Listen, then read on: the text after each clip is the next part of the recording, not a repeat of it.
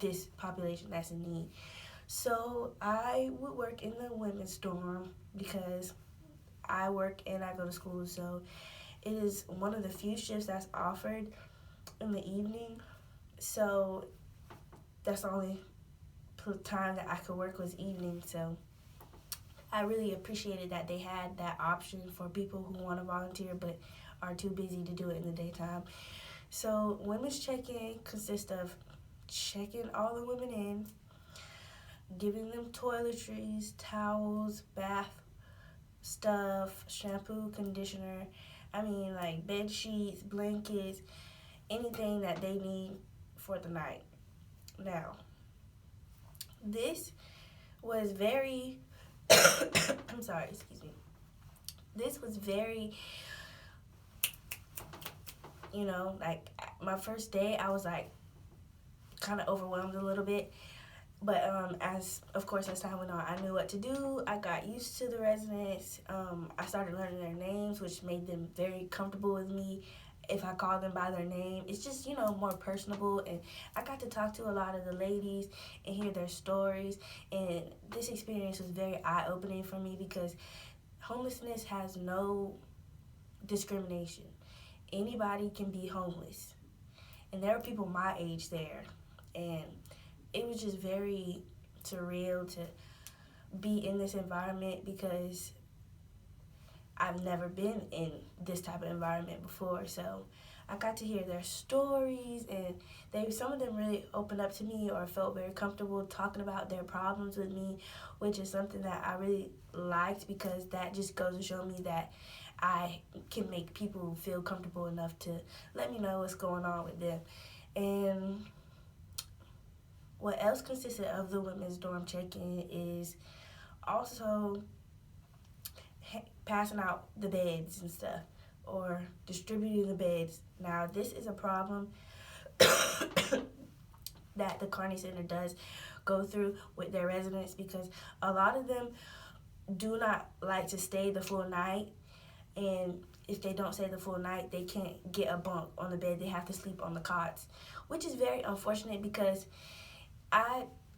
you would think as if you are homeless and they're offering you a bed and you have to follow certain rules to get the bed, then you will follow those rules, but that's not always the case, and that happens a lot. A lot of them, they just don't even care to get a bed because they know certain times of the night they're just going to leave and not come back, or they're going to stay out all night and then come back the next day. So a lot of them don't care about getting a bed, which is very unfortunate because there is a lot of beds that are open on the bunks, but some of the women just don't care enough to stay the 14 days consecutively or try hard enough to get a bed.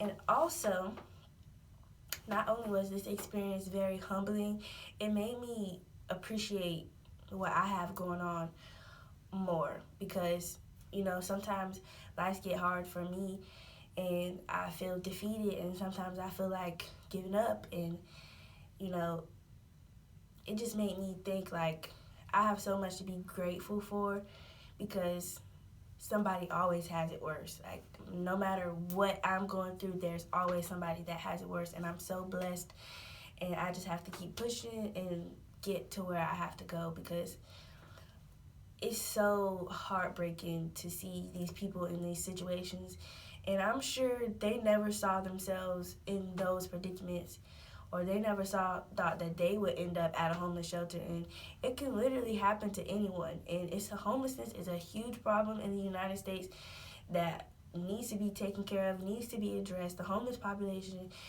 doesn't need to be forgotten and neglected. They are people, they are humans, and they all have a story that is unique.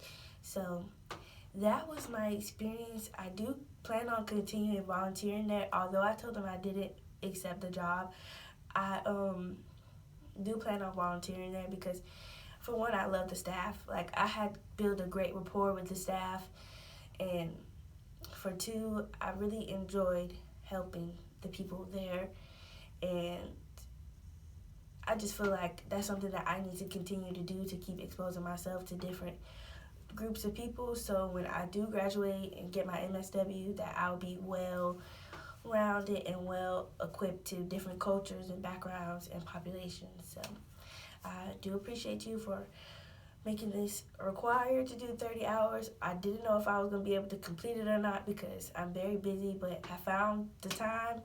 I would like to get an A, so I found the time to do what I had to do, and I actually am very thankful that I did it. So thank you and have a good day.